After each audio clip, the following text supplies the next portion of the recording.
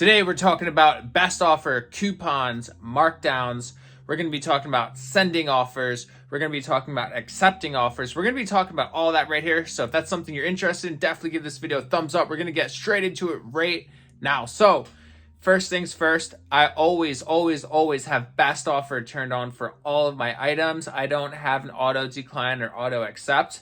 No matter what price point, I'm fine with it because it bumps the listing up. Even if someone sends me $1 for an item, obviously I can counter, and that's going to boost the listing up. I find that a lot of the times when I get an offer or a low ball offer and I counter offer, they probably won't accept it, but then someone else just comes in and buys it. So that's really, really cool. So definitely have best offer turned on for all of your items. And what I do is, like, pretty much all throughout the day, it's a little bad. Let me turn off the Spotify because it's gonna copyright the video. And if you guys are looking at the background, yes, it's messy. I'm redoing all the SKU systems, so I have to put all this stuff in boxes, which is a great tedious task. It's amazing when you don't do things the right way the first time, you end up with spending hours trying to organize everything. But yeah, so so I have best offer turned on. I don't have any auto accept, decline, or anything like that. Why? Because, like I said, it's gonna boost the listing in the algorithm because it's like action. It's like someone's obviously interested in that item, so they're gonna boost it up further in the algorithm. So if someone sends me a lowball offer for like $1 or $2, I'll just counter. I don't ever decline. I just counter. And then obviously, like, if I'm forced to decline or accept, I'll decline it if it's like a really bad offer. But for the most part, I would say a lot of people are pretty within the market of their offers. So I accept most offers. Obviously, if it's like an older item and someone sends me like $1 and I just need to get rid of it, it's just been sitting around for 6 months, I'll just accept it. I charge like $6.50 first class, so I might make like $1 to $2 profit. For bigger items, newer items, if it's a really in-demand item and someone lowballs me, I'll definitely counter. Let's just say, like, I got a brand new like cool like jacket or pants, and let's say I have it at like $48. Someone sends me an offer for $20. I'll definitely counter in that situation. But for the most part, if it's something that's very basic that I can find at the bins again, I'll just accept it. So usually in like the $10 range is where is like the lowest I'll accept for like a super bread and butter item, like a Nike polo or like Adidas polo or like any type of button-up shirt. If someone sends me a $10 offer, I'll gladly accept it. Unless it's something really, really nice, like a Western Pearl Snap or like a really good brand, I will definitely counter. But for the most part, bread and butter items, I accept a lot of offers. And I feel like a lot of people, their stores aren't turned on to the max of where they could be. I feel like the volume game sucks, but I also feel like it boosts other products in your page. So when I mark down, I find that when I mark down a lot of my older items, a lot of my newer items sell. It's like the compound effect, or like a snowball.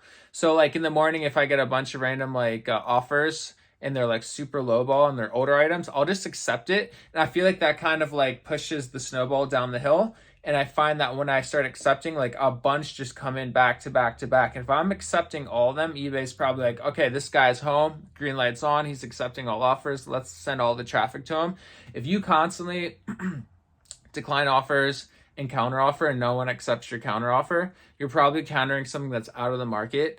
And a good place, like if someone's sending you offers, that's probably where the market is. A lot of us are overpriced. And so when someone sends us an offer, for the most part, it is where the market is. And so that's something to consider. And I would accept more offers just to get the store really rolling, unless it's like hard goods. I'm mainly talking about clothing here. It's different if it's like if you have higher costs. And for me, I source at the bins. So I recommend, if you're in the clothing game, get into the bins. It's only going to be like $1, right, to $2. Or, I mean, if it's like a pair of jeans, it could be like $5. But for the most part, if you're getting first class items, super light. And I would say if you're doing the bins life, like going to Goodwill bins, accept as many offers as you can. If it's in the green, if it's profitable and you're making money, just do it, just to get your store, the volume going in your store. Also, if you have defects and you sell like 400 a month, I'm pretty sure it like let's say like you have a high item not as described and they give you like a 5% fee, which is awful. That crushes like profit. Do the volume game, try to get the 400 sales as fast as possible. So then you can get that 5% knocked off. Now so sending offers. So I have a store-wide coupon at 20%. I experimented when I first started. I was like doing 35%, 33%, 30%.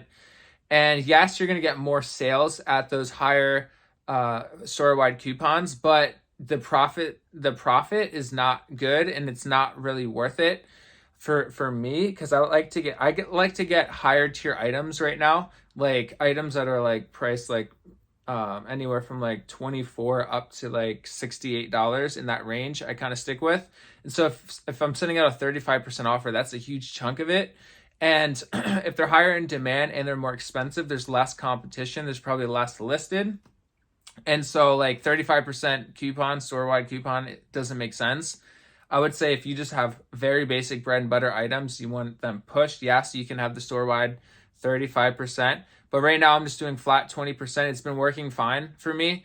So I just keep it at 20%. I find that my margins are getting a lot better. And I do all my promoted listings at around 10%. And I just kind of just keep it at 10%. And if like it recommends me to go to like 13 or 14, I'm not going to do that because I price close to market, number one. And number two, I have really good titles, so I do get some organic growth. And then number three, like 10% is a lot. And so I just keep it at 10%. And I know this video is kind of jumbled, but I'm just kind of just sharing exactly how I have my store set up, which is good because I'm making like 10 to 15K gross per month right now. My profit margins are about half, like 51%, sometimes 53%. But if I keep doing what I'm doing with just only focusing on higher ASP, that number should be going way up. So all throughout the day, I'll wake up at like 3 a.m., 4 a.m., 5 a.m., 6 a.m. if I'm not fully awake by then. And I'll just go to see who I can send offers to, and I'll send 25% all day long pretty much. If I'm having a really slow day, I might bump it up to 30. But for the most part, I have a 20% store-wide coupon. Then I'll send offers all day for 25. And I try to send out those offers as soon as possible. So as soon as I see them, like an offer can be sent, I send it out as soon as possible. If you're not seeing offers, it's because you don't have best offer turned on. So make sure you are sending offers all throughout the day, and try to do it as soon as possible, because these people they know what they want. They're looking at items, and if you're the first one to send an offer, you might get that. It's like how I see the store, it's like a bunch of little like fishing lines in the water. And if a fish kind of nibbles at it and bites and you send that offer, boom, you can reel them right in, right? So I know it's a funny analogy. It's not really that funny, but yeah, get more. So best offer pretty much has like 2,000 like lines in the water, right? When someone's a watcher, you want to send them a 25% offer, 30% offer. So this is kind of how I have my store set up. And so yeah, I accept most offers if it's super bread and butter, and as long as it's like profitable, I'll absolutely accept it. If it's a super old item, I'll just accept pretty much anything, even if it's like $1, because my shipping is structured in a way where I can make like $1 to $2 profit just off of shipping. And so my shipping is like $6.50 for first class, and then $8.90 for anything that can fit in a flat rate envelope. I know this video is kind of jumbled, but I'm pretty sure I made all the points that I wanted to. Make sure you may need to watch this video a few times, but that is exactly my strategy, how I have my store set up. And I also have 60-day free returns where I pay for the return label. And if it's like it didn't fit, or if it's a return for didn't fit or I didn't like it, I don't return the original shipping. If it's like a defect on my end, yes, I will return the original shipping. So that's how I have my business set up.